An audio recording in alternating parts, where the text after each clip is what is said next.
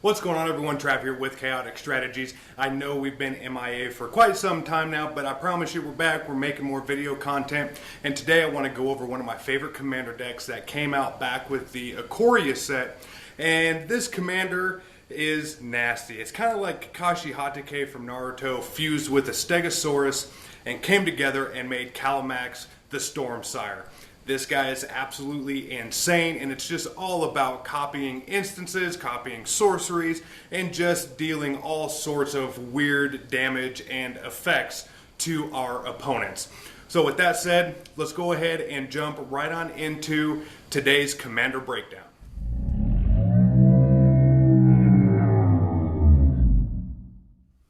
Okay, everybody, so starting out with the Calimax copy deck. We have our commander, go figure, this is going to be Calimax the Stormrise.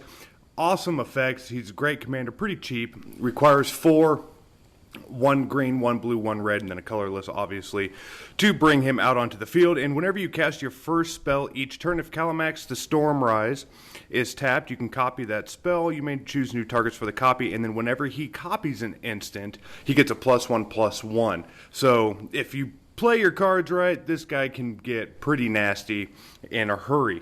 We're running 1 Planeswalker in the deck, a Jace Architect of Thought, obviously legendary Planeswalker. He comes out as 4, cost 4 to bring out. Awesome card to have in this deck, very nasty. If you can get up to 8 counters on him, you can get into your opponent's decks, pull out whatever card that you want to use, and you don't have to pay its mana cost in order to use it. Okay, other than those two, we run 19 creatures in this deck. So the first one that we are going to come across is Niblis of the Frost.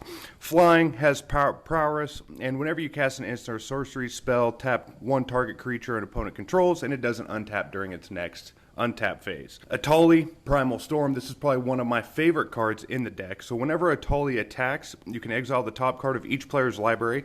Then you can cast any number of non-land cards exiled this way without paying its mana cost.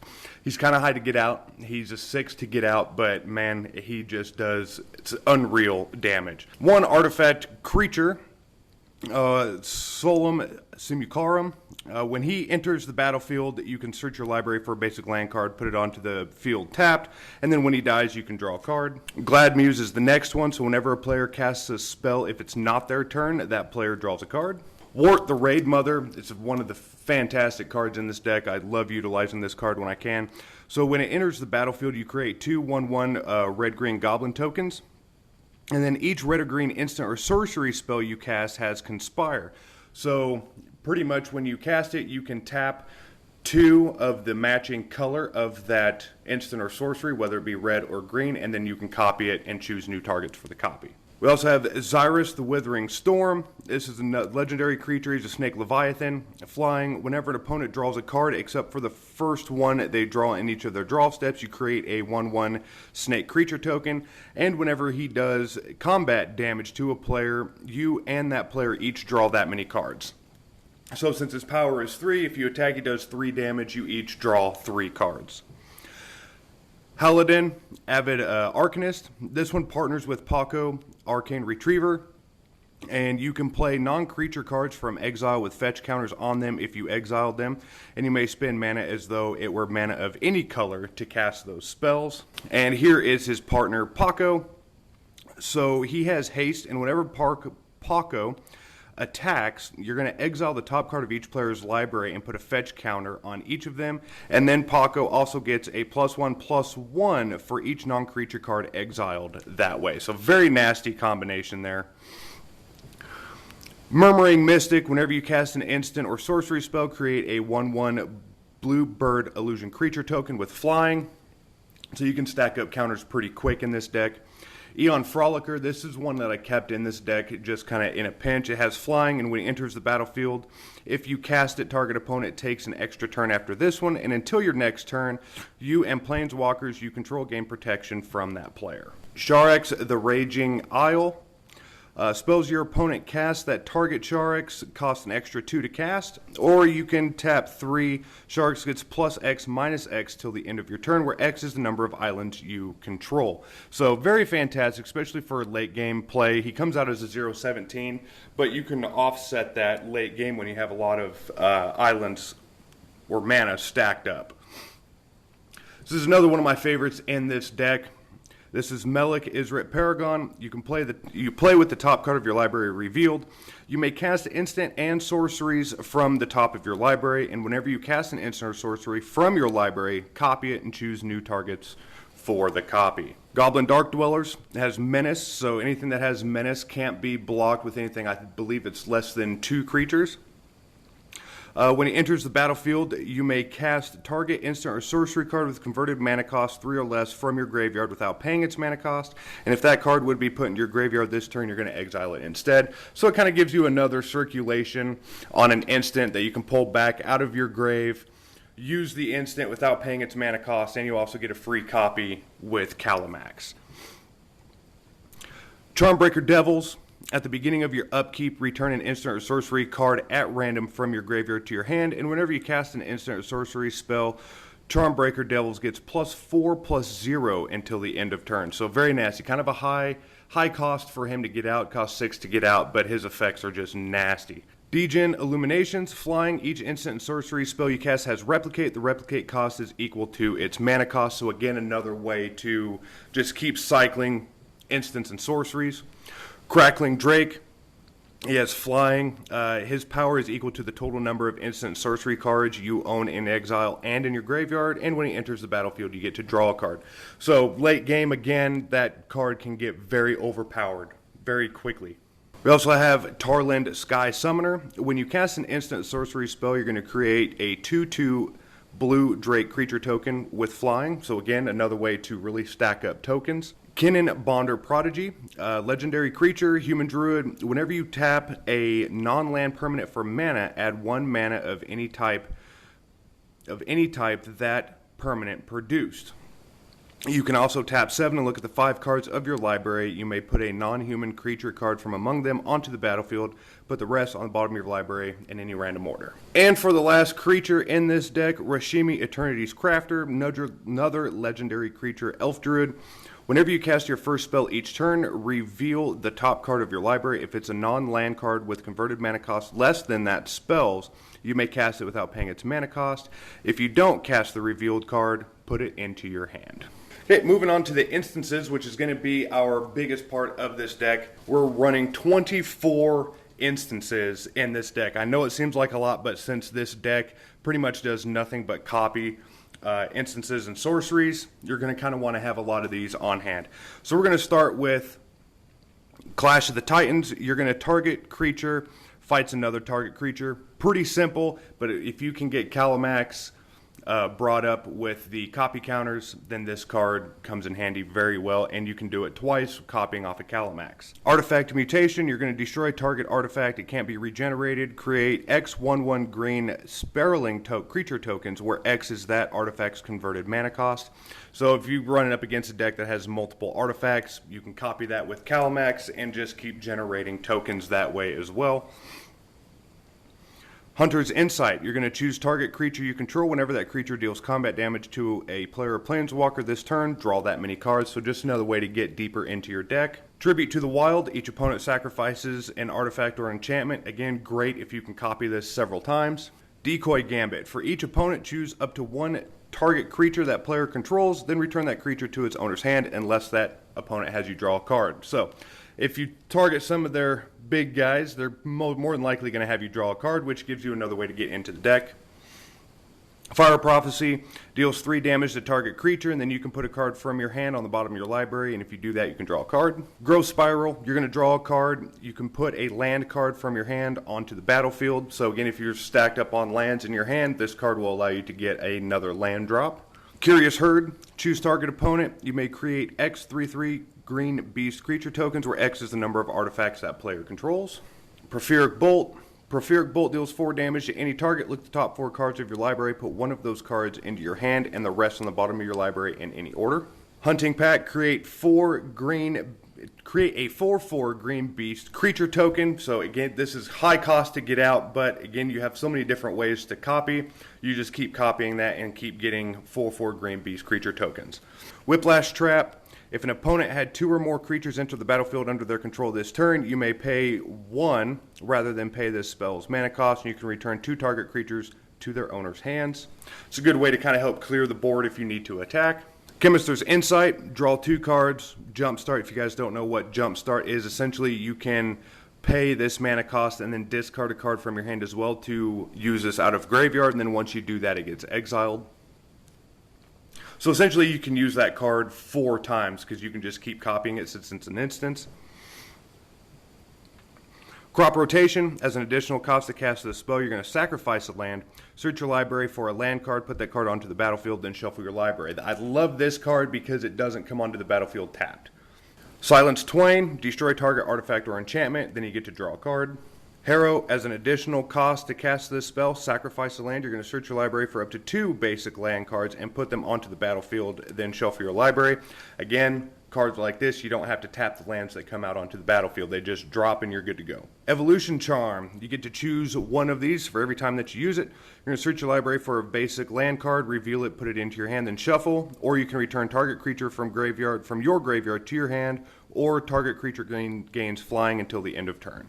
So, a lot of options utilizing that card. A lot of times I like to use it if I'm running low on mana to bring mana out onto the field, or if I need a creature that got destroyed, I can bring it back to my hand. Temur Charm, again, this is another choose one.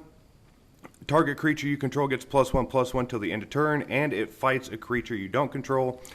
Counter target spell unless its controller pays 3, and creatures with power 3 or less can't be blocked this turn. So, again, fantastic setup there.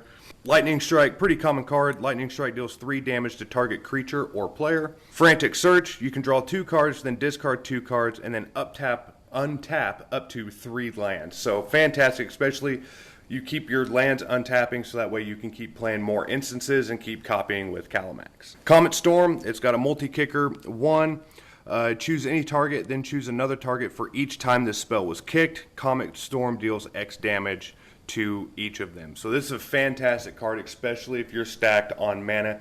You can just keep tapping mana for its multi-kicker cost and then just keep targeting creatures on the board and start doing massive damage. Ancient Animus, put a +1/+1 counter on target creature you control. If it's legendary, then it fights target creature an opponent controls. So typically you're going to target Calimax or one of the other many legendary creatures that are in here to help do some serious damage to your opponent. Thwart the enemy, prevent all damage that would be dealt this turn by creatures your opponent controls. So just kind of helps give you an extra turn without being knocked out by your opponent if you get into a pinch. Artisan Sorrow, you're going to destroy target artifact or enchantment and then scry 2. Then our last instant in the deck is Natural Connection. You're going to search your library for a basic land card, put it onto the battlefield tapped, then shuffle your library.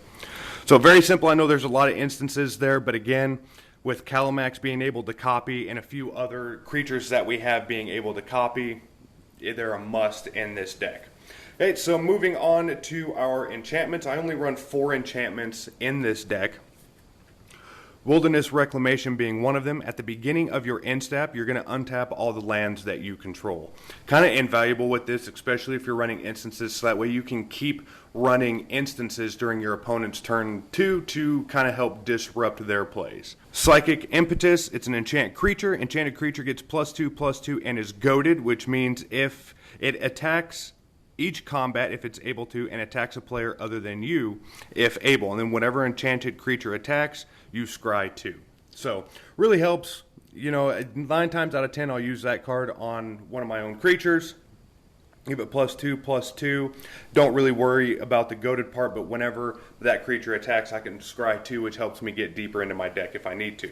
Swarm Intelligence, whenever you cast an instant or sorcery spell, you may copy that spell and you may choose new targets for the copy. This being a enchantment is just nasty. It's expensive to get out. It costs 7 to get out.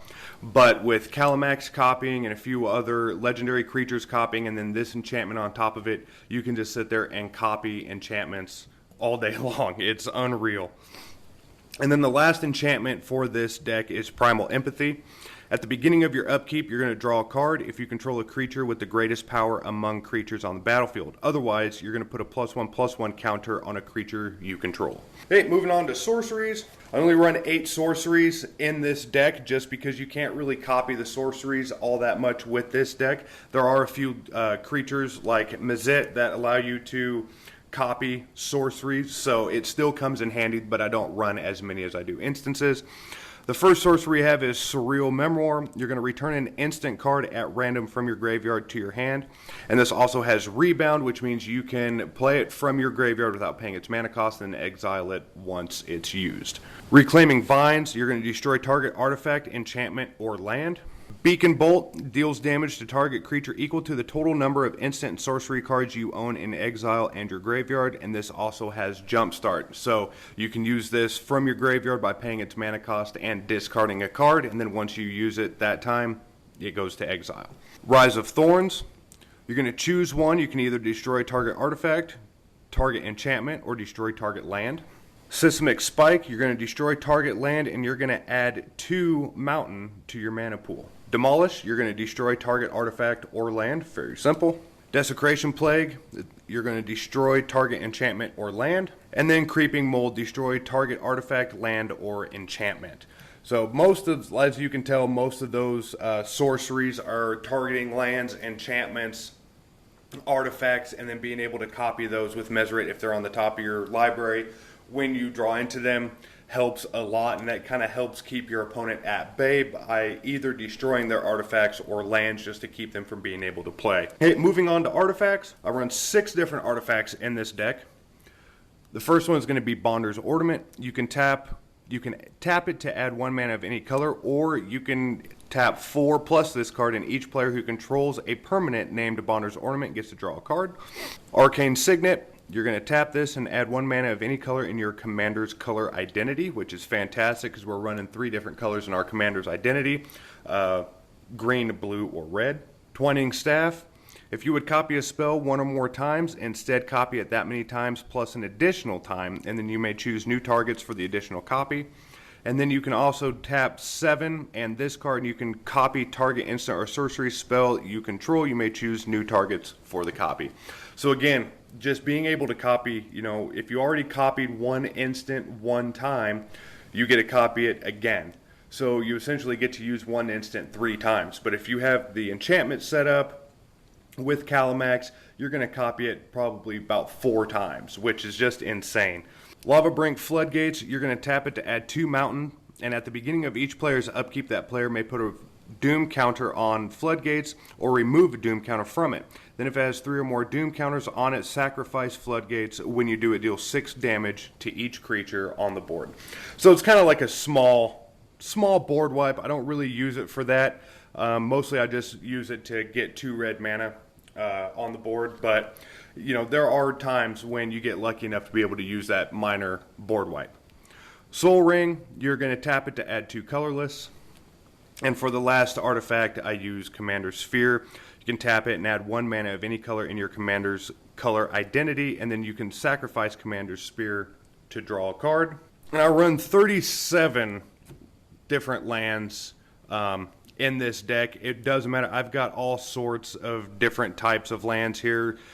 Special lands, some of them that have 2 different colors, just a little bit of everything. The lands, it doesn't really matter what you run, in my opinion, with this deck, but 37 is a good number for me. It doesn't really seem like I get too overrun with mana in my hands as I'm playing. So that's it, guys. That is our Copy Ninja Dinosaur Calimax deck profile. There it is, everyone. That is my Calimax the Stormsire Commander deck. Absolutely love this deck. It's still not quite as strong as I think it could be. There are just so many different things that we could do with this deck, especially being a tricolor deck, running blue, green, red, being able to copy every instant and sorcery pretty much that we can throw out there. There's just so many different strategies that we can utilize in this deck. It's been a fantastic deck, and I'm going to keep making it better and better because I think there's a lot of potential to make this deck just absolutely busted. I hope you guys enjoyed the video. If you did, please be sure to hit that like button, subscribe. Let me know what you guys think. Let me know if there's anything that you guys think could make this particular commander deck better than what it is. Maybe play a little bit faster. There is something that I noticed with this deck. It does take a little bit to kind of get up and moving, but once it does, it straight takes off. Also, you may notice my desk is a little cluttered with cards and everything. I've been shipping out orders. I am a seller on TCG Player. You guys can check out my storefront either by going to the TCG Player store finder, type in Chaotic Strategies, or if you guys want a simpler way, just go ahead and click that link down below. It'll take you straight to my storefront on tcgplayer.com. Every cent that you guys throw into purchasing any of the cards that I have listed on there, every cent gets turned right back around into this channel to be able to bring you guys more content and better content as we keep going on this channel. As always, I always appreciate it, guys. I appreciate you guys as viewers. We'll catch you guys in next week's video.